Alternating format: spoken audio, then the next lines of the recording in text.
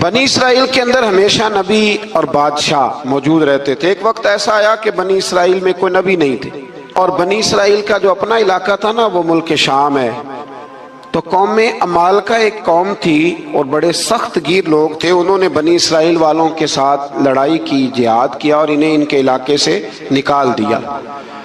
اور کچھ حضرت یوسف علیہ السلام کے زمانے میں ویسے بھی ایک بہت بڑی تعداد جا کے مصر میں آباد ہو گئی تھی۔ اب یہ ہوا کہ ان کے پاس کوئی بادشاہ نہیں ہے، یہ بار بار دعا کرتے ہیں، التجا کرتے ہیں، تو اللہ تعالیٰ نے ایک پیغمبر انہیں عطا کیے جن کے مختلف نام کتابوں میں ہیں۔ صدر الافاضل رحمۃ اللہ علیہ نے تفسیر خزائن العرفان کے اندر ان کا نام حضرت شمویل علیہ السلام لکھا ہے۔ حضرت شمویل علیہ السلام کو اللہ تعالیٰ نے نبوت عطا فرمائی، اور جب حضرت شمویل علیہ السلام اللہ کے نبی ہوئے، بنی اسرائیل والوں کو یقین آیا کہ اللہ نے الحمدللہ ہمیں ایک نبی کے جھنڈے تلے جمع کر دیا ہے، تو پھر انہوں نے کہا کہ آپ ہمارے سامنے ایک بادشاہ بھی مقرر کریں تاکہ ہم اس کی سرپرستی میں جہاد کریں۔ جب انہوں نے یہ بات کی تو اللہ تبارک و تعالیٰ نے حضرت شمویل علیہ السلام کے ذمے لگایا۔ تو ایک اس زمانے میں اللہ کے نیک بندے تھے، جناب طالوت علیہ السلام ان کا نام تھا۔ تو حضرت شمویل علیہ السلام نے انہیں کہا کہ اللہ کریم نے نا تمہارا بادشاہ طالوت کو بنایا ہے، ان کا نام بھی قرآن مجید نے ذکر فرمایا ہے۔ تو بنی اسرائیل کے لوگ کہنے لگے یہ تو غریب آدمی ہے، وہ بکریاں چرایا کرتے تھے، لیکن علم میں بڑے پختہ تھے، وجود میں بڑے طاقتور تھے۔ تو کہا کہ یہ تو غریب آدمی ہے، تو ہم تو زیادہ حق رکھتے تھے کہ ہمیں بادشاہ بنایا جائے۔ تو حضرت طالوت علیہ السلام کے بادشاہ بننے کے بعد حضرت شمویل علیہ السلام نے جو بات کی، اللہ کریم نے اسے قرآن مجید میں بیان فرمایا۔ رب فرماتا ہے بسطۃ فی العلم والجسم، اسے اس لیے تمہارا بادشاہ بنایا گیا ہے کہ اسے ہم نے کشادگی دی ہے، علم میں بھی اور جسم میں بھی۔ بڑے ماشاءاللہ موٹے تازے تھے، وجود بڑا طاقتور تھا۔ کچھ موٹے تازے ہوتے ہیں پر طاقتور نہیں ہوتے، موٹے تازے بھی تھے اور طاقتور بھی تھے۔ فرمایا کہ وجود میں بھی طاقت ہے اور علم میں بھی اللہ نے انہیں وسعت عطا فرمائی۔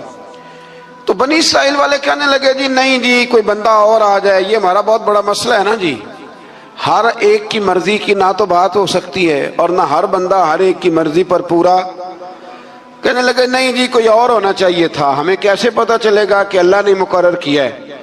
بڑی خاص بات ہے، اس کو سمجھیے گا، یہ سارا مضمون آپ کو ملے گا اسی پارے کے آخر میں، آپ پڑھیں گے نا جی تو یہ سارا مضمون آپ کو ملے گا، اور آپ اگر سرسری نظر سے بھی اس کا مطالعہ کریں گے نا، جا کے قرآن شریف کھول کے 15ویں سے 16ویں رکوع میں آپ خوش ہوں گے کہ آپ کتنے اچھے نظریے اور عقیدے کے ماننے والے ہیں۔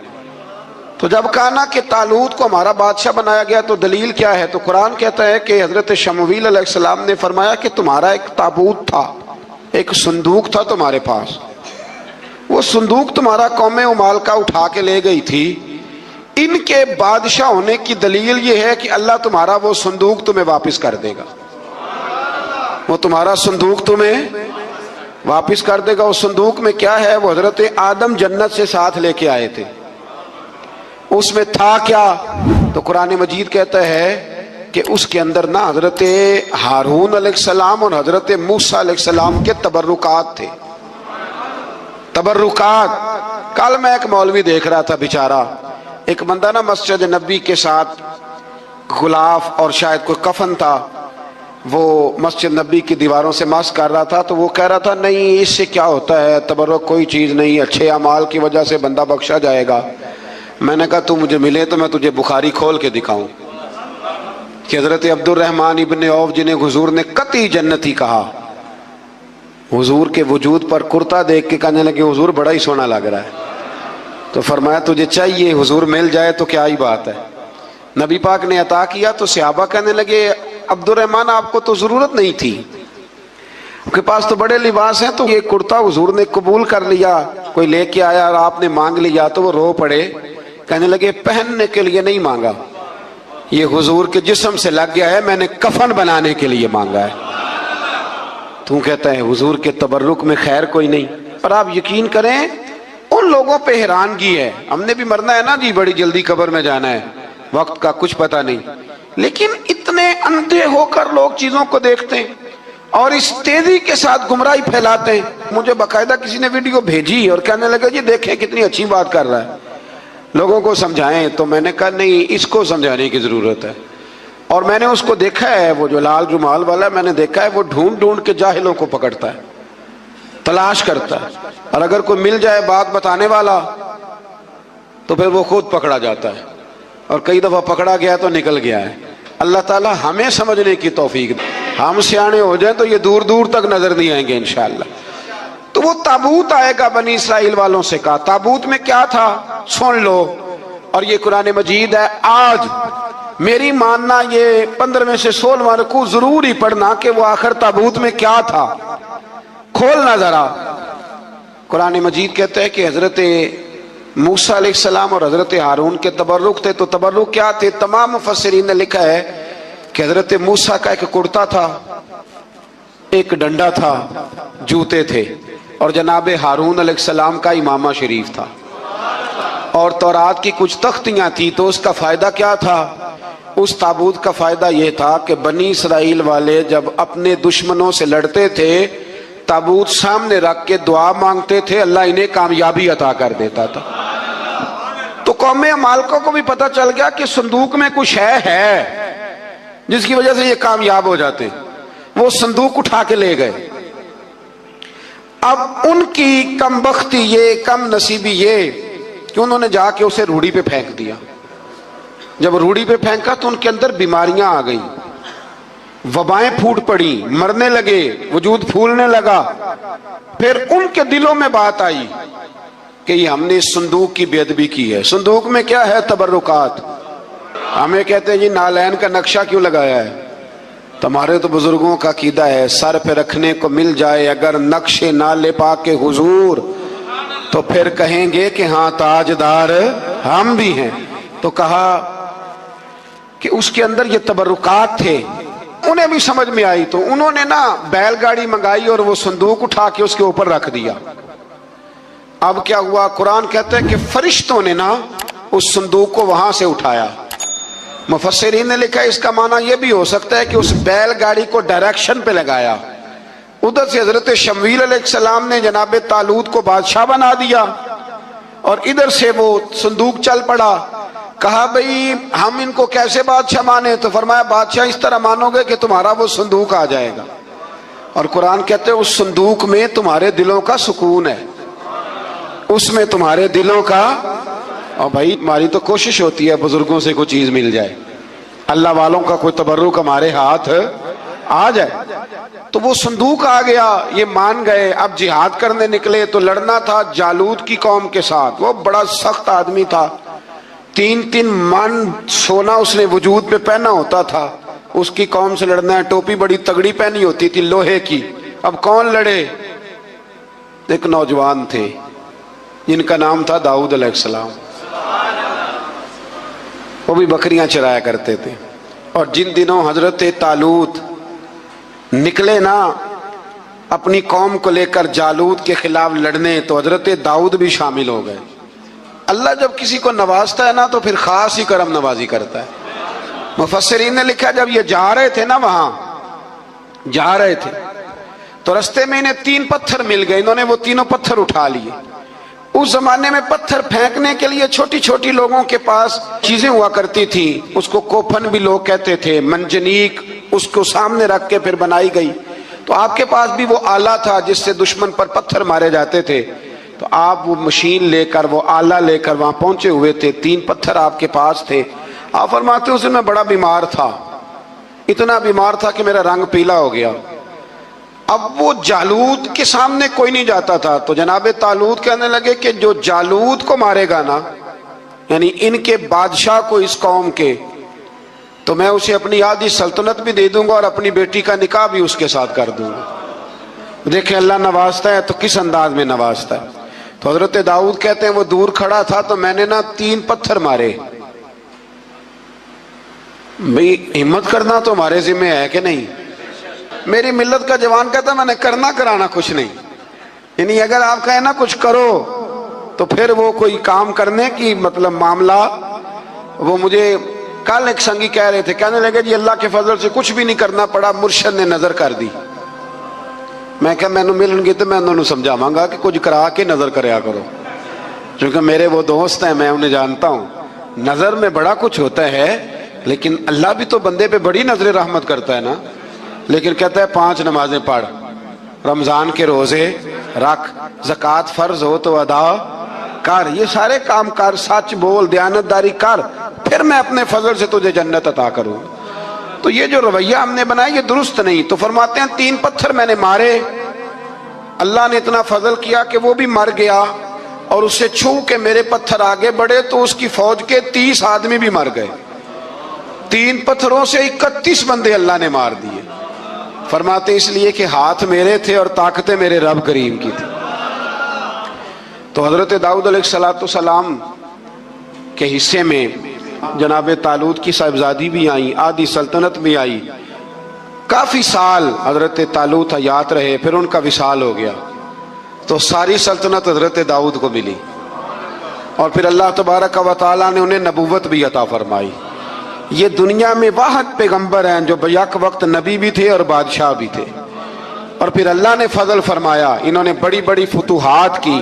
اور پھر حضرت داؤد کے صاحبزادے کا نام حضرت سلیمان علیہ السلام, پھر ان کے صاحبزادے کا نام حضرت. تو یہ ہوا کیسے؟ یہ سارا کچھ اللہ تبارک و تعالیٰ کے فضل سے ہوا, اس کے کرم سے ہوا. اب اس واقعہ سے ہمیں کیا پتہ چلتا ہے؟ ہمیں یہ پتہ چلتا ہے کہ رب جب فضل فرمائے نہ کسی پہ بھی, تو ہمیں اس بندے کو دیکھ کے راضی ہونا چاہیے, کوئی شکوہ نہیں کرنا چاہیے. اور دوسری بات یہ سمجھ لینا چاہیے کہ حکومتیں, مال, دولت یہ صرف سیاستوں سے نہیں ملتی, یہ خدا کے فضل سے ملتی. اور یہ بھی سمجھ لینا چاہیے کہ جو بزرگوں کے تبرکات ہوتے ہیں ان کی کیا ہی بات ہوتی ہے. کرتا ہے جس سے بچے والے کے دلوں کے اندر کجی پیدا ہو.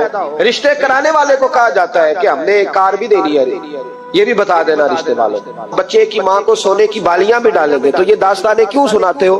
پھر کہتے ہو لڑکوں والے لالچی ہو گئے.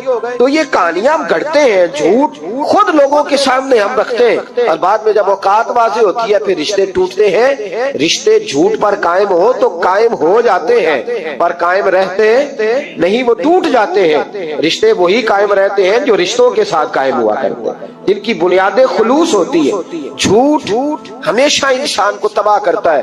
کیا حسن ہے میرے نبی پاک کے فرمان میں, کیا خوبصورتی ہے. حضور نے فرمایا الصدق ینجی والکذب یہلک. 2 جملوں میں کائنات کی ساری حقیقتیں بیان کر دی. حضور فرمانے لگے سچ بول, سچ تجھے نجات دلا دے گا, سچ تجھے بچا لے گا. والکذب یہلک, جھوٹ نہ بولنا تو ہلاک ہو جائے گا. جھوٹ نہ بولنا, یہ محبوب کا فرمان. جھوٹ تجھے ہلاک کر, ہر لحاظ سے بندہ جھوٹا تباہ ہوتا ہے. سیاسی, سماجی, کاروبار, معیشت, دنیا, رشتے, ہر چیز جھوٹ پہ مبنی. کچھ لوگوں کو بیماری ہے جھوٹ بولنے کی, لارا لگانے کی. کسی نے کہا یار اتنی ضرورت پڑ گئی, کہا کوئی مسئلہ ہی نہیں, تیرا حل ہو جائے گا. بھئی تیرے پاس نہیں ہے تو صاف انکار کر. جھوٹ بول کر جیتنے سے بہتر ہے انسان سچ بول کے ہار جائے. اس کو کہہ کہ بھائی نہیں میرے پاس گنجائش نہیں, کل آ جانا, پرسوں آ جانا, سویرے آ جانا, کیا ضرورت. ان سے انسان کا وقار مجروح ہوتا ہے. میرے نبی پاک علیہ السلام جس معاشرے میں تشریف لائے نا, اس معاشرے میں بڑے عیب پائے جاتے تھے. بچیوں کو زندہ دفن کر دیتے تھے, قتل و غارت تھی, سارا کچھ تھا. ابو سفیان کہتے ہیں ہم سارے جرم کرتے تھے, لیکن عرب کے لوگ جھوٹ نہیں بولتے. عرب کے لوگ یہ ذرا غور کرنا, انفرادی بات عرض کرنا. فرماتے چوری, چکاری, ظلم, بربریت سارا کچھ تھا, اور ہم سمجھتے تھے کہ جھوٹ بولنا ہمارے حسب نسب کے خلاف ہے, یہ ہماری شان مردانگی کے خلاف. ہم کہا کرتے تھے کمزور لوگ جھوٹ بولتے, بزدل لوگ جھوٹ بولتے. جو لوگ حسب نسب والے ہوتے ہیں, کردار و عمل والے ہوتے ہیں, سردار ہوتے ہیں, جن کا پیچھے کوئی بیک گراؤنڈ ہوتا ہے, وہ لوگ کبھی جھوٹ ہے. میرے نبی پاک علیہ السلام کا فرمان ابو داؤد شریف میں موجود ہے. ایک صحابی نے کہا یا رسول اللہ بخل بڑی بری چیز ہے, کیا مومن بخیل ہوتا ہے؟ نبی پاک صلی اللہ علیہ وسلم نے فرمایا ہاں کبھی کبھی مومن کنجوسی کرتا ہے, ہو جاتی ہے, اگرچہ نہیں ہونی چاہیے. یا رسول اللہ مومن بزدل بھی ہوتا ہے؟ فرمایا ہو جاتا ہے. عرض کیا یکون المومن کذابا, یا رسول اللہ مومن جھوٹا بھی ہوتا ہے؟ فرمایا قال لا، مومن سب کچھ ہو سکتا ہے پر مومن جھوٹا ہو سکتا، مومن جھوٹ بول سکتا، جھوٹ نہیں اس کی زبان سے نکلتا، یہ مومن کی شان ہی نہیں۔ عرب کے لوگ کہتے ہیں کہ جھوٹ ہماری مردانگی کے خلاف، ہمارے تو ملک میں جتنا بڑا جھوٹا ہوتا ہے اللہ ماشاءاللہ اتنا وہ بڑا قد کر جاتا ہے۔ اس کو ہمارے ملک میں لوگوں نے سیاست نام ہی جھوٹ کا سمجھا۔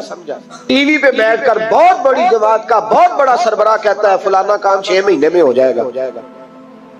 ناراض ہو گئے آپ لوگ؟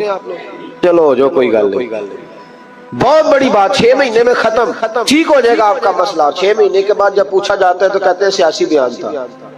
رات گئی تو اتنا ظلم، شرم ہی نہیں آئی۔ ابو سفیان کہتے ہیں کہ نبی پاک صلی اللہ علیہ وسلم کے جب کچھ صحابہ چلے گئے نا ہجرت کر کے حبشہ کی طرف، تو حبشہ کے نجاشی بادشاہ نے مسلمانوں کو بھی بلایا اور پیچھے سے جو قریش لینے گئے انہیں بھی بلایا، بات چیت ہو گئی تو اس کے دل میں خیال آیا کہ میں کسی سردار سے نہ پوچھوں بات کیا ہے۔ ابو سفیان کہتے ہیں میں تجارت کی غرض سے حبشہ گیا ہوا تھا، تو نجاشی بادشاہ کے کچھ لوگ آئے اور مجھے لے گئے، کہنے لگے بادشاہ بلاتا ہے، کہتے میں سردار تھا۔ بادشاہ نے جب بلایا تو اس نے نبی پاک علیہ السلام کے بارے میں مجھ سے سوال و جواب شروع کیے، تو میں نے وہ رٹی رٹائی گردان جو سارے پڑھا کرتے تھے وہ میں نے پڑھ دی کہ معاذ اللہ جادوگر ہے، ساحر ہے، کاہن ہے، لڑائیاں کرا دی، نیا مذہب لے آئے، معاذ اللہ وہ جو گردان عرب کے لوگوں نے ابو جہل نے ابو لہب نے رٹی ہوئی تھی میں نے سنا دی۔ کہتے اس نے ایک سوال پوچھا، اس نے کہا چل ابو سفیان جو تو کہتا ہے ٹھیک ہی کہتا ہوگا معاذ اللہ، لیکن یہ بتا کہ کیا کبھی انہوں نے جھوٹ بھی بولا ہے؟ کیا انہوں نے کبھی، بہت بڑی بات ہے اس کو سمجھنا۔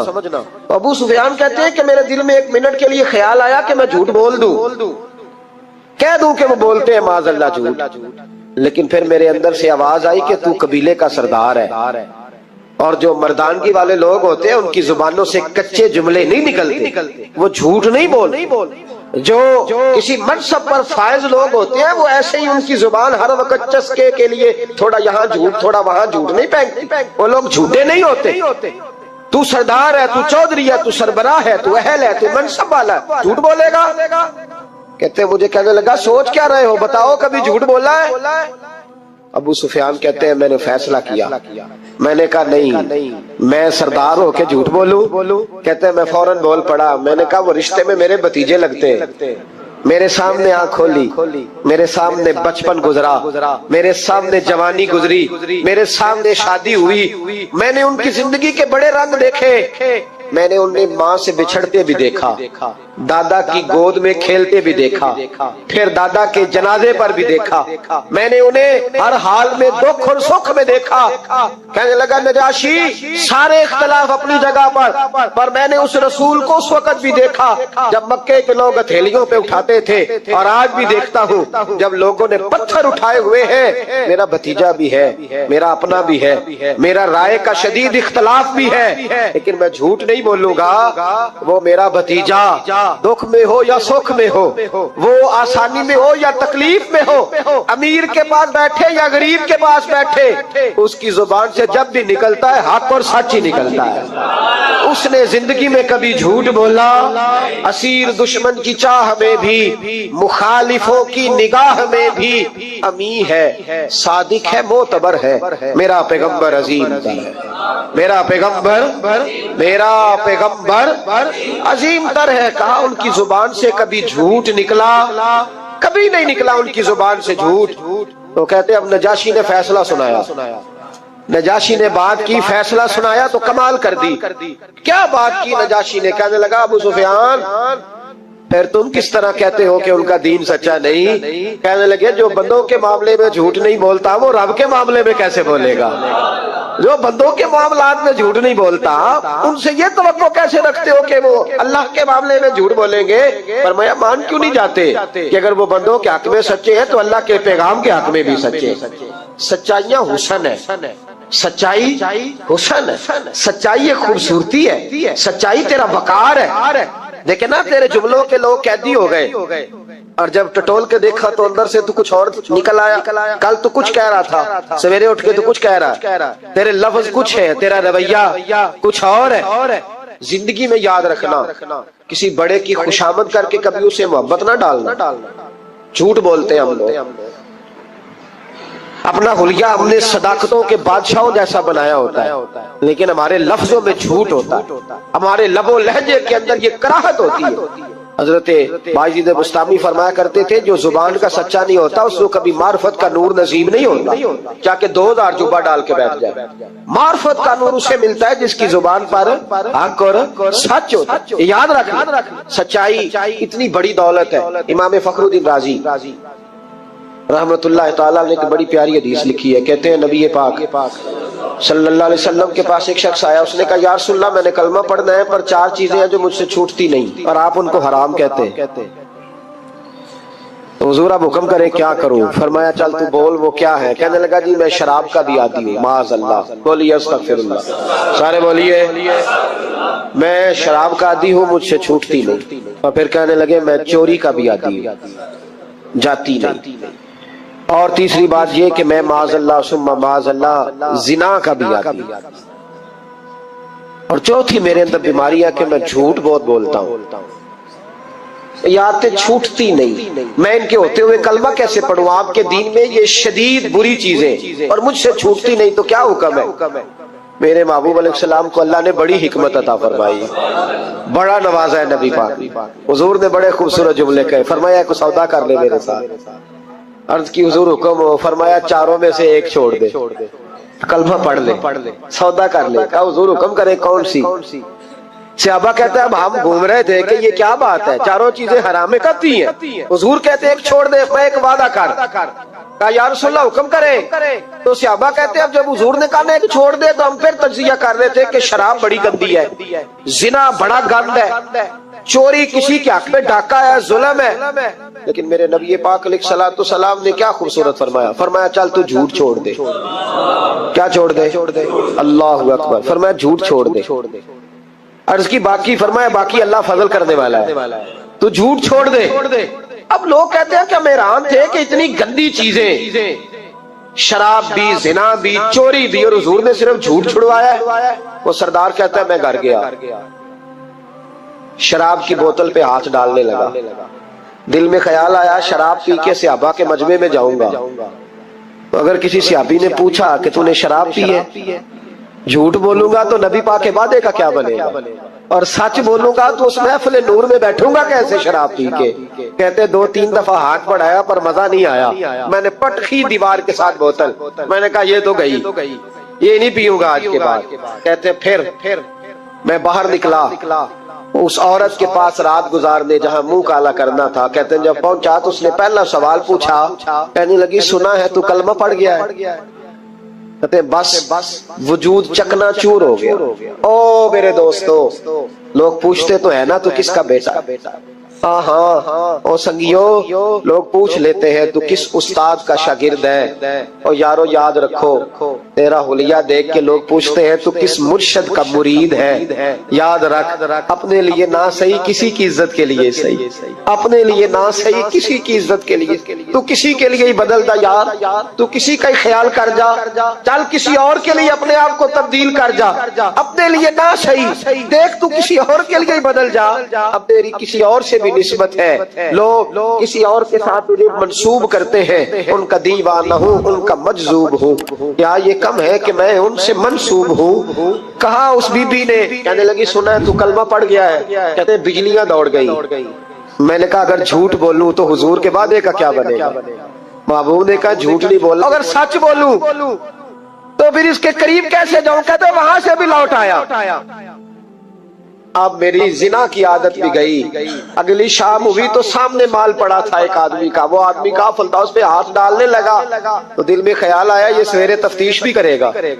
अगर पूछता मुझ तक आ गया कि तूने तो नहीं चोरी की, तो झूठ तो मैं बोल ही नहीं सकता, हुजूर से वादा किया है, और सच बोलूंगा तो मेरी आबरू क्या बचेगी? कहते शाम एक दिन में गया, अगले दिन की शाम हुई तो सिर्फ सच की आदत अपनाई, मेरा जिना भी गया, मेरी चोरी भी गई, मेरी शराब कबाब भी गए। कहते तीसरे जाके दरवाजा रसूल पे बैठा, सहाबा बाकी अपना काम करते रहे, मैं सिर्फ मुस्तफा का चेहरा तकता रहा, मैं बस चेहरा तकता रहा। देर हो गई तो एक सहाबी कहने लगे क्या देख रहे हो? تو میں نے کہا اس رسول کا کمال دیکھ رہا ہوں، اس محبوب کا کمال دیکھ رہا ہوں، ایک جھوٹ چھڑوایا ہے تو رب کریم نے مجھے سارے تقوی عطا فرما دی۔ یہاں تو جھوٹ کے پلندے پیروں نے ڈیوٹیاں لگائی ہوئی ہیں مریدوں کی، جاؤ کرامتے بیان کرو، سناؤ، فیس بک پہ دو، جیڑے محرم راز حقیقت دے اور راز حقیقت کھول دے نہیں، اے جنہ ویکھیا نہیں ہو کرن گلاں، جنہ ویکھ لیا ہو تے بول دے ہی نہیں۔ یہ جھوٹ کا پلندہ لے کر کے تو پھر رہا ہے، اس کو سنبھال کے رکھ۔ سچائی انسان کو جوان رکھتی ہے، سچائی آدمی کو بڑا کرتی ہے، سچائی اس کے رشتے قائم رکھتی ہے۔ میرے نبی کریم علیہ السلام نے سچ کا درس دیا، سچی بات کا حکم کہا، فرمایا سچ بولو۔ حضرت مالک بن دینار رحمت اللہ علیہ ارشاد فرمایا کرتے تھے کہ سچائی اتنی بڑی چیز ہے کہ سچائی کو تو آگ نہیں جلاتی، فرمایا کرتے تھے سچائی کو تو مٹی نہیں کھاتی، فرمایا کرتے تھے سچائی کو تو دریا نہیں ڈبوتا۔ لوگوں نے پوچھا دلیل، فرمانے لگے میرا ایک دہریے سے مناظرہ ہو گیا، لوگ بہت سارے اکٹھے ہو گئے، جب بات ذرا آگے بڑھی تو دہریہ مانتا نہیں تھا، میں دلائل دیتا، وہ بھی مجھے دیتا۔ سادے لوگ بول پڑے، کہنے لگے حضرت جی ہم تھک گئے ہیں سن کے، رزلٹ بھی نکالے۔ تو فرماتے میں نے دہریے سے کہا چل رزلٹ نکال لیتے ہیں۔ آگ جلاتے ہیں، دونوں ہاتھ ڈالتے ہیں، جو سچا ہوگا بچ جائے گا، جو سچا ہوگا، فرماتے تھے سچائی کو آگ بھی نہیں جلاتی، جو سچا ہوگا بچ جائے گا اور جو جھوٹا ہوگا جل جائے گا۔ فرماتے ہیں آگ جلا لی، اب میں نے اسے کہا چل ہاتھ ڈال، تو وہ جھوٹا تھا، جھوٹ کے پیر کوئی نہیں ہوتے، وہ ہاتھ ہی نہیں آگے کرتا، ہاتھ ہی نہیں بڑھاتا۔ کہتے میں نے زبردستی پکڑ کے اس کا ہاتھ آگ میں کیا، کئی دیر تک آگ میں رکھا، نہ اس کا جلا نہ میرا جلا۔ کہتے باہر نکلا، لوگوں نے شور کر دیا یہ کیا ہے، میں نے عرض کی مولا نہ اس کا جلا نہ میرا۔ فرماتے عاطف غیب سے ندا آئی، مالک بن دینار سچے کے ہاتھ میں بھی جس کا ہاتھ ہو ہم اس کا بھی نہیں جلایا کرتے، سچے کے ہاتھ میں بھی جس کا ہاتھ ہو ہم اس کا بھی، تیرا ہاتھ اس نے پکڑا اور جلا دوں، کہا علیحدہ کر۔ کہتے ہیں میں نے کہا چل بھئی اب علیحدہ ڈال دیں، اور ڈرنے لگا، میں نے کہا یہ تو ڈالنا ہی پڑے گا۔ کہتے ہیں ہاتھ ڈالنا، اس کا جل گیا، میرا بچ گیا۔ تو لوگ کہنے لگے یہ کیا ہوا، تو میں نے کہا کچھ بھی نہیں ہوا، میرا کمال نہیں، میرا رب بھی سچا ہے، میرے رب کے وعدے بھی سچے ہیں، قرآن بھی سچا ہے، قرآن کے اعلان بھی سچے ہیں، محبوب بھی سچے ہیں اور محبوب کے فرمان بھی سچے۔ سچائیاں تو آگ میں ڈالے تو نہیں جلتی، ہم لوگ کیسے علیحدہ ہو جاتے۔ اور پھر میں نے عرض کی کہ کوئی فائدہ نہیں ہوتا لوگوں کا، بلا وجہ جھوٹ بولتے، جھوٹی خوابیں بیان کرتے، جھوٹے نظریات اور جھوٹی کہانیاں لوگ گھڑ کے بیان کرتے، آتے ہیں تو قصیدہ خوانی کرتے، بادشاہوں کے، پیروں کے، علماء کے قصیدے پڑھتے ہیں، آ کے ان کو کہتے ہیں کیا بات ہے، کیا بات نہ بھائی، وہ تعریف ہوتی نہیں جو منہ پہ کی جاتی، تعریف تو وہ ہوتی ہے جو تو کسی تیسری جگہ جا کے بیٹھ کے کرتا ہے۔ یہ میری بات یاد رکھنا، جو منہ پہ کی جاتی ہے وہ خوشامد ہوتی ہے۔ حضرت سیدنا عمر فاروق رضی اللہ تعالیٰ عنہ فرمایا کرتے تھے جو میری تعریف کرتا ہے میرا دل کرتا ہے کہ اس کے منہ میں مٹی ڈالوں۔ ہمارے ایک بزرگ تھے مولانا غلام علی اوکاڑوی صاحب رحمۃ اللہ علیہ، رات میں اوکاڑے میں تھا تو ان کی خوشبوئیں بڑی آ رہی تھی وہاں سے، تو ان کی جب کوئی تعریف کرتا تھا تو وہ اس دور میں ہم یہ نہیں نہ کہہ سکتے کسی کو کہ تیرے منہ میں مٹی ڈالوں، تو جب کوئی تعریف کرتا تھا تو وہ اپنے رنگ میں بولتے تھے، فرمایا کرتے دل کرتا ہے تیرے منہ میں میں خاک شفا ڈالوں، تیرے منہ میں مدینے کی خاکیں شفا ڈالوں۔ تو بندہ کہتا ہے کیا مطلب، کہنے لگے حضرت عمر مٹی کہا کرتے تھے نا تو میں کہہ نہیں سکتا کہیں تو ناراض نہ ہو جائے، تو منہ پہ تو خوش آمدید 2 منٹ آئے، اور پیر بھی چونکہ علماء بھی اللہ ماشاءاللہ میری طرح جو کہلواتے، وہ علماء مشائخ بڑے لوگ وہ تعریف کے اللہ تعالیٰ خیر کرے بڑے مزے ہوتے ہیں، تو تھوڑی دیر تعریف کرتا ہے، آنے والا کہتا ہے حضرت جی بلے بلے ساری رات اسی رہے ہو خواب ہے، یہ 2-3 تعریفیں سنو، اب میں گیا آپ جانے اور آپ کا کام جانے۔ او بھائی تعریف خالی کرتے رہنے کا کیا مطلب ہے، پیارا تو وہ ہوتا ہے جو مشن کا وارث ہوتا ہے، جو دست و بازو بنتا ہے، جو آگے بڑھتا ہے، جو دکھوں سکھوں میں دھوپ چھاؤں میں ساتھ ہوتا ہے۔ آ کے تعریف کرنا، کلادہ ملانا، نکل جانا، کئی دفعہ ساتھ رہنے والے تعریفیں نہیں کر پاتے، کوئی ضرورت بھی نہیں ہوتی، انہیں ضرورت بھی نہیں، اس لیے کہ وہ تعریف نہیں کر رہے، وہ عمل کر رہے، وہ نوکری کر رہے، وہ ڈیوٹی کر رہے، تو ہم تعریفوں کے پل باندھتے۔ ابا جی کی بھی کچھ لوگ میری تعریفیں کرتے ہیں، خدمت کوئی نہیں کرتے، صرف تعریف پہ گزارا کرتے، تعریف نہ کر، یہ جھوٹ کا پلندہ نہ باندھ۔ ایک بزرگ کی تحریر پڑھ رہا تھا، رات کو بڑا مزہ آیا، فرمانے لگے نبی پاک کے زمانے کے تو جانور بھی سچ بولتے تھے۔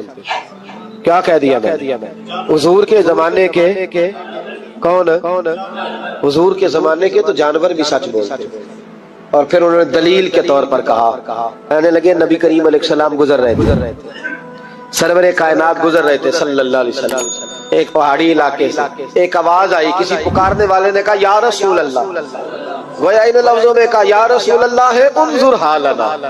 حضور نے پلٹ کے دیکھا تو ہرنی بندھی ہوئی تھی، ہرنی۔ نبی پاک علیہ السلام گئے اس کے پاس، ایک روایت ہے کہ صحابی نے اس کو باندھا تھا، ایک روایت ہے کہ یہودی نے باندھا تھا۔ حضور گئے، آ کے کہا کیا بات ہے؟ تو اس کرنے لگے یا رسول اللہ یہ بندہ مجھے قیدی بنا کے لایا، اور آپ میرے تھنوں کو دیکھیں دودھ سے بھر گئے، بچے میرے تڑپ رہے، اگر تھوڑی دیر کے لیے یہ مجھے چھوڑ دے تو میں وعدہ کرتی ہوں دودھ پلا کے فوراً واپس آ جاؤں گا۔ نبی پاک صلی اللہ علیہ وسلم نے یہودی سے کہا چھوڑ دو، اس نے کہا اگر نہ آئی تو، نبی پاک نے فرمایا یہ سچے سے وعدہ کر رہی ہے تو سچا کر کے دکھائے۔ حضور کے زمانے کے جانور یہ سچا وعدہ کر کے دکھائے۔ نبی پاک صلی اللہ علیہ وسلم نے اسے چھوڑ دیا، تو جانور کو جب آپ بندھے ہوئے کو چھوڑتے تو بڑی تیز دوڑتا، تو اتنی تیز دوڑی کہ جنگلوں کے اندر اور پہاڑوں میں گم ہو گئی، نظر ہی نہیں آ رہی کدھر گئی۔ جب وہ گم ہو گئی تو وہ یہودی کہنے لگا وہ تو غائب ہو گئی، اس طرح گئی ہے کہ لگتا ہی نہیں تھا پلٹ کے آئے گی، یہ نہیں آئے گی۔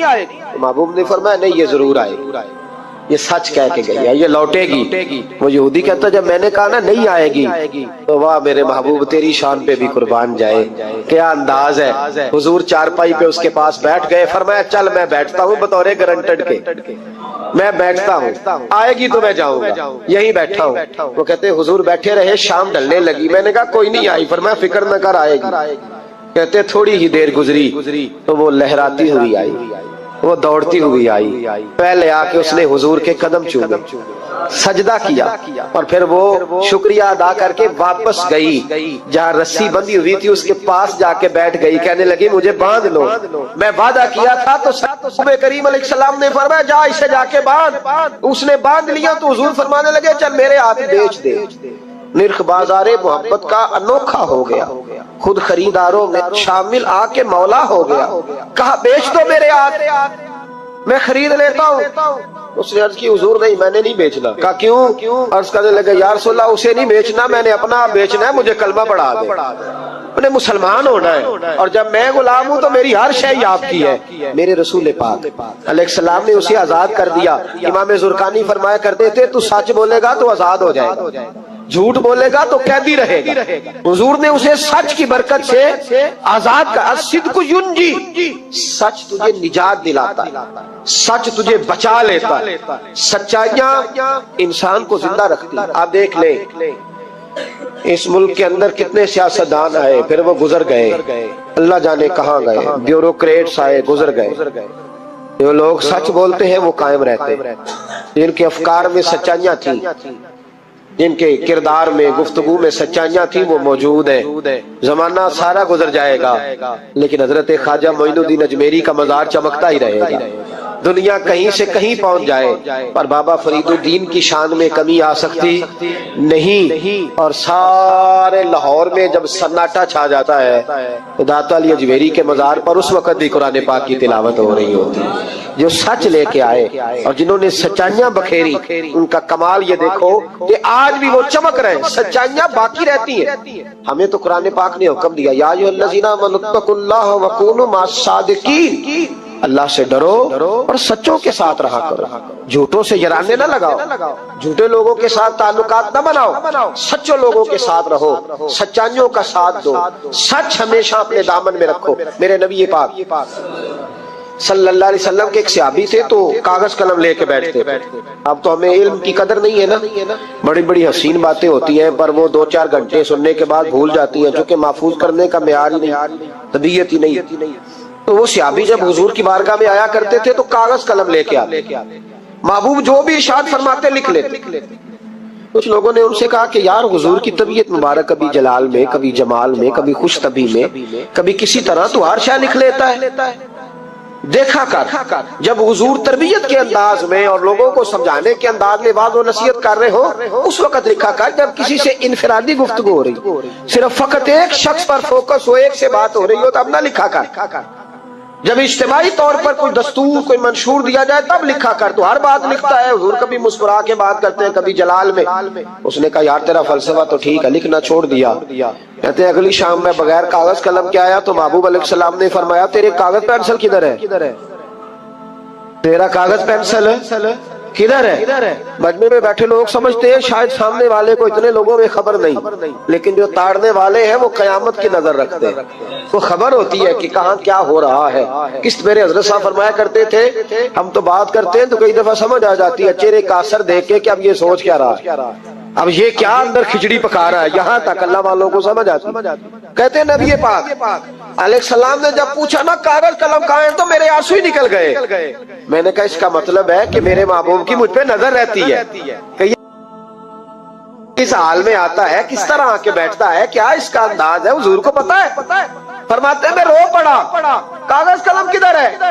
अर्ज की या रसूल अल्लाह सल्लल्लाहु अलैहि वसल्लम, कुछ लोगों ने कहा था कि हुजूर कभी जलाल में, कभी जमाल में, कभी इनफिरादी गुफ्तगू करते हैं तो हर शय लिखता है, खास खास मौके के बाद नसीहत लिखा कर। तो फरमाते हैं मेरे नबी पाक अलैहिस्सलाम ने फरमाया उक्तुब उक्तुब उक्तुब, तो लिखा कर लिखा कर लिखा कर। मैं किसी हाल में भी हूँ, किसी रंग में भी हूँ, किसी मौके पर भी हूँ, मेरे मुंह से जो भी निकलता है हक और सच ही निकलता है। इतनी दौलत और शोहरत की मोहब्बत इंसान के बातन में तबाही करती है। ये चीजें हमें जकड़ रही हैं तेजी से, शोहरत, इख्तदार, चाहा जाना, गली का नाम मेरे नाम पे हो जाए, मोहल्ले का नाम मेरे नाम पे हो जाए, बरादरी का बड़ा मुझे मान लिया जाए, फलानी शय मेरी, मैं ये होता हूं, मैं वो होता हूं। भाई इन चीजों की तो जगह ही नहीं थी तेरे दिल में, ये किधर से आ गई तेरे दिल में? तो तेरे लिए तो नुस्खा ये तजवीज किया गया था कि तेरी जान से भी ज्यादा करीब रसूल पाक है। तुझे तो सुबह से शाम तक देखना था कि तूने महबूब की नात कितनी बड़ी है, तूने तो देखना था दिल में तड़प कितनी है रसूल पाक के लिए, हुजूर की सुन्नत का, शरीयत का पास कितना है। सुबह से शाम तक तूने तो ये सोचना था कि मैं खिदमत दीन मतीन में अपना किरदार कितना अदा कर सकूं।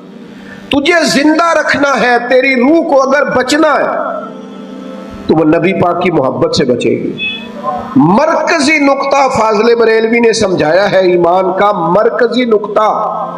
सब लोग कहते हैं दुनिया में सुबह शाम दुआएं मांगी जाती हैं, या अल्लाह बा ईमान ले जाना, या अल्लाह बा ईमान ले जाना, या अल्लाह बा ईमान ले जाना, अल्लाह ईमान पे खात्मा करना। तो आला हज़रत फरमाते मुझे तो खात्मा बिल खैर का पता भी चल गया कैसे होता है। हुजूर किस तरह होता है? फरमाते इन्हें जाना, इन्हें माना, ना रखा गैर से काम। उस पर एक नतीजा मुरतब हुआ है, वो भी अगले मिसरे में बयान करते हैं।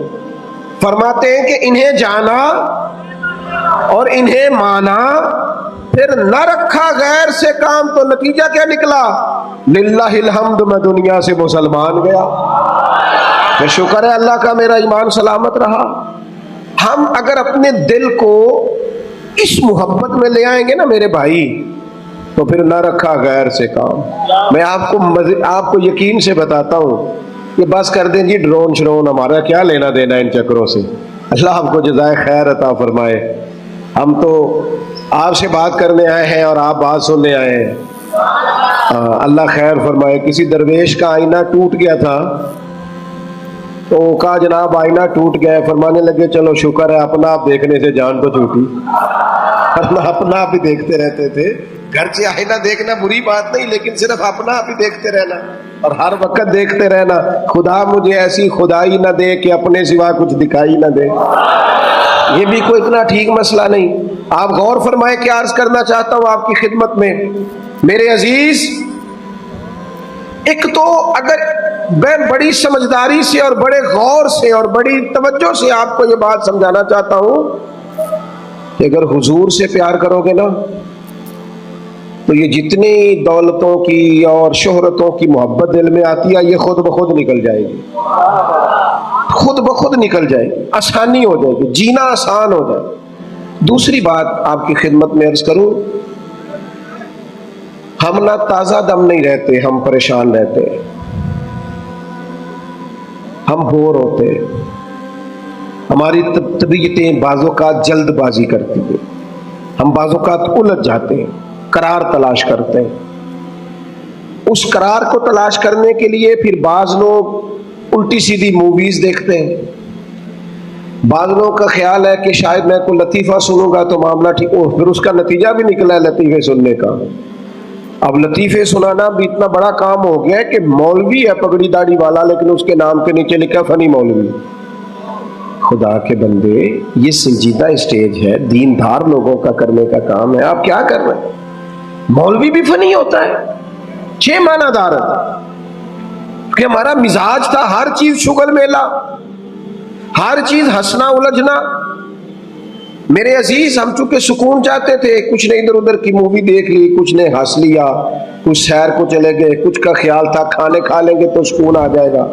یاد رکھنا ان چیزوں میں سکون نہیں ہے، ان میں تو آپ الجھتے جائیں گے. مزید تو سکون کہاں ہے، قرار کہاں ہے؟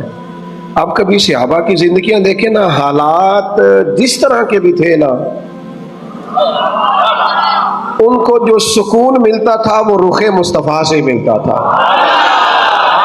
ان کی طبیعت پوری لگ گئی تھی کہ حضور علیہ الصلوۃ والسلام کی جو یادیں ہیں وہ دل کو تازہ کرتی.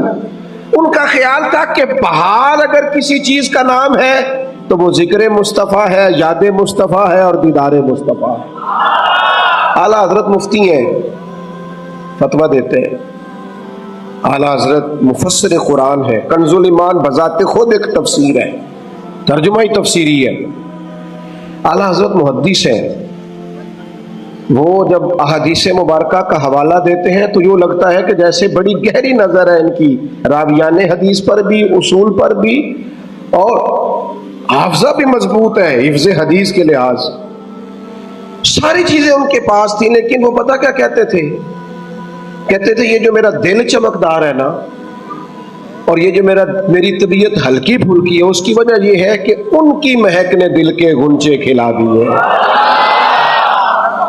یہ میں نہیں آپ کو تقریر سنا رہا، میں تو جذبات کا اظہار کر رہا ہوں. ان کی مہک نے دل کے غنچے کھلا دیے ہیں. تو کیوں غنچے کھلا دیے؟ کہتے میرے نبی کا کمال یہ ہے کہ وہ جس راہ چل دیے ہیں کوچے بسا دیے. وہ جس راہ بھی چل دیے ہیں کوچے، حضور پر تھوڑا گزر جائے تو کام ہو جاتا ہے. قرار، سکون، سارے دکھ مٹ جائیں گے اگر دل حضور سے لگا لو گے، اگر محبتوں کا مرکز رسول پاک کو بنا لو گے. آپ دیکھیں احد کے میدان کے اندر کافر نے ایک بڑی عجیب سازش کی مسلمانوں کو پریشان کرنے کے لیے. اور بھئی آپ لوگوں کی وجہ سے اگر اتنے لوگ تکلیف میں ہیں تو آپ کو سمجھ جلدی سے بیٹھ جائیں جی، جلدی سے جی، فیصلہ کرنے میں اتنی دیر، اللہ آپ کو سلامت رکھے، بیٹھ جائیں جی. اب آپ کھڑے ہیں جناب، آپ بھی بیٹھ جائیں، اللہ آپ کو برکت عطا فرمائے. اچھا ایک بندہ محفل میں کھڑا ہو جاتا ہے موبائل لے کے، اللہ انہوں سمجھنا چاہیے کہ باقی سارے کل بھی ہیں موبائل. خدا کے بندے، آپ کی وجہ سے اتنے لوگ پیچھے اگر پریشان ہیں تو آپ کو سمجھنا چاہیے اس چیز کو. اللہ تعالیٰ آپ سب کو ہنستا اور مسکراتا رکھے. نبی پاک کی ذات سے جب آپ کی کامل وابستگی ہو جائے گی نا تو حضور کی ذات والا کا پیار، اور پیار لاروں والا نہیں ہونا چاہیے خالی کالی جل سے محفل میں اور مائک ہاتھ میں آیا تو عشق کا دعویٰ تگڑا، خالی اس طرح نہیں. تنہائی میں بھی تو روئے حضور، بھی حاضری لگ جائے گی کہ 4000 بندہ چاہیے حاضری لوان لی. حضور کی بارگاہ میں تو جہاں بیٹھ کے بھی پڑے حاضری لگ جاتی ہے. اس کے لیے کیا ساج سمر کے مجلس ہی فقط ہو تو حاضری لگتی ہے؟ یہ بھی اعلیٰ حاضری ہے، پر وہ تو واللہ وہ سن لیں گے اور فریاد کو پہنچیں گے ہم. بس اتنا تو ہو، کوئی فریاد کرے دل سے تو بات تو دل سے کر. آپ کی جب کامل وابستگی حضور سے ہو جائے گی نا تو یہ غربتوں کا ڈر، یہ پریشانیاں، یہ آزمائشیں، ایک جگہ رونا نہیں رویا حضرت بلال نے کبھی اپنی غریبی کا، ایک جگہ پریشان نہیں ہوئے کبھی حضرت سلمان فارسی کے میں پردیسی ہوں، ایک جگہ بھی کبھی جناب صہیبی رومی کو تکلیف نہیں ہوئی. کیوں بلا؟ اس لیے کہ حضور کی محبت ایسی دوا ہے جو ہر بیماری سے شفا عطا کر دیتی. احد کے میدان میں کافروں نے ایک چال چلی تھی. ان کو پتا تھا کہ کون سی بات مسلمانوں کو زیادہ پریشان کر سکتی. انہوں نے ایک افواہ پھیلا دی تھی کہ معاذ اللہ حضور کو شہید کر دیا گیا. اس کی وجہ سے شدید پریشان ہوئے صحابہ. اور جنگ کے جو نتائج برعکس آئے اس کی بڑی وجہ یہ افواہ بھی بنی. اب صحابہ بڑے پریشان تھے, حضور شہید ہو گئے. کچھ لوگ نا میدان احد سے جب واپس آ رہے تھے نا جنگ ختم ہونے کے بعد, ایک خاتون جا رہی تھی میدان جنگ کی جانب. عورتیں اپنے مزاج کے لحاظ سے کمزور ہوتی ہیں قلبی طور پر, اور بڑی خوبصورت بات لکھی ہے علماء نے, کہتے ہیں عورت کے دل میں درد زیادہ ہوتا ہے نا, پیار زیادہ ہوتا ہے, اور یہ جو وہ کمزور واقعہ ہوا اسے عیب نہ سمجھو. اسی لیے تو اللہ نے بچے کو پالنے کا ذمہ اس کا لگایا ہے کہ وہ شفقت زیادہ رکھتی ہے, محبت زیادہ رکھتی ہے, درد دل زیادہ رکھتی ہے. اس لیے جس درد سے وہ بچے کو پال لیتی ہے نا. میرا بیٹا ایک دن گھر میں کچھ پکا ہوا تھا, اس کی اماں کہنے لگی کھانا کھاؤ, کہندا ہے میں نہیں کھانا. وہ دی اماں کہندی میں بڑا زور لایا, بڑی محنت کی, بڑی گرمی چ پکایا, اج تے ہی کھانا پینا ہے. کہنے لگا میں نہیں کھانا, میں آرام سے کھانا کھا رہا ہوں. اب وہ ماں بیٹا بحث کر رہے ہیں. تھوڑی دیر گزر گئی تو مینوں کہندی تسی کیوں نہیں بول دے. میں کہا مینوں پتہ ہے کنے جیتنا ہے, تھوڑی دیر پر کھلو جاؤ, مینوں پتہ کنے جیتنا ہے. وہ بچہ اٹھ کے اندر چلا گیا, کہنے لگا میں نہیں کھاندہ تسی کھاؤ. تو پھر 5 منٹ لگے تو وہ پکانا شروع کرتا جو بچہ کہہ رہے ہیں. تو میں کہا میں تو پتہ ہے نا نتیجہ کی ہے, تو اس بحث میں جانے کی ضرورت ہے, اس لیے کہ ماں اولاد کے سامنے ہمیشہ ہی ہار جاتی ہے. یا نبی سلام علیکہ, یا رسول سلام علیکہ, یا حبیب سلام علیکہ, صلوات علیکہ. آپ کا تشریف لانا وقت بھی اتنا سہانا, جگمگا اٹھا زمانہ, پورے گاتی تھی ترانہ. یا نبی سلام علیکہ, یا رسول سلام علیکہ. جان کر کافی سہارا لے لیا ہے در تمہارا. خلق کے وارث خدا را لو سلام آقا ہمارا. یا نبی سلام علیکہ, یا رسول سلام علیکہ. پوری یا رب یہ دعا کر ہم درے مولا پر جا کر. پہلے تو نعتیں سنا کر یہ پڑھے سر کو جھکا کر. یا نبی سلام علیکہ, یا رسول سلام علیکہ. بخش دو میری خطائیں, دور ہو غم کی گھٹائیں. بھیج دو اپنی عطائیں, وجد میں ہم یوں سنائے. یا نبی سلام علیکہ, یا رسول سلام علیکہ. یا حبیب سلام علیکہ, صلوات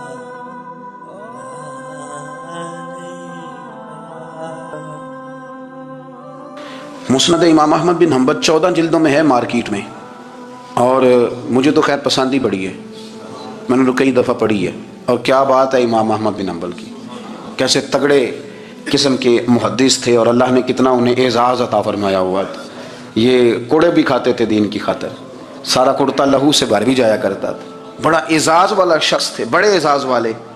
حدیثیں جمع کرنا، حدیثیں لکھنا، حدیث پڑھانا، سارا دن رہتے تھے. کہہ سکتے تھے کہ میں کر تو رہا ہوں کام، اور حدیث بھی موجود ہے کہ عالم عابد سے افضل ہوتا ہے، پر اس کے باوجود